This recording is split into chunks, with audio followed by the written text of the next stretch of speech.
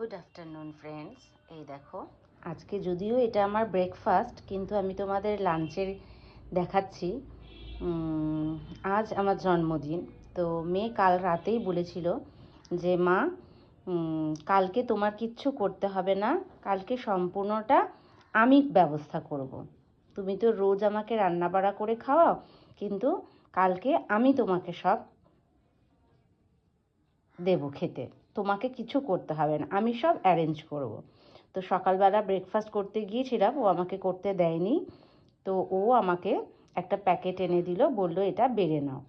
তো খুলে দেখছি রাধা বল্লভী নিয়ে এসেছে, আর এই আলুর দম এটা নিয়ে এসেছে। আর পিঠে খেতে আমি খুব ভালোবাসি, পাটিসাপটা পিঠে। তো দোকান থেকে ও কিনে নিয়ে এসেছে, যেগুলো ভালোবাসি সেগুলো নিয়ে এসছে। দেখো, ও তো করতে পারে না, কিন্তু এই যে এইটুকু করেছি এটাই অনেক।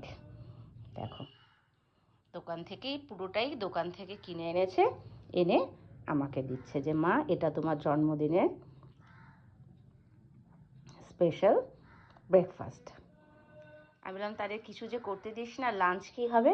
বললো সেটাও আমি দেখবো, তোমাকে আজকে কিচ্ছু করতে হবে না, আজকে পুরো তুমি রেস্ট নেবে, আনন্দ করবে আর এনজয় করবে। আমি বললাম ঠিক আছে। তো সেটাই তোমাদের সঙ্গে একটু শেয়ার করলাম। এই দেখো, চলো রাখছি, টাটা। আবার লাঞ্চে কী ব্যবস্থা করছে সেটাও তোমাদের সঙ্গে শেয়ার করব।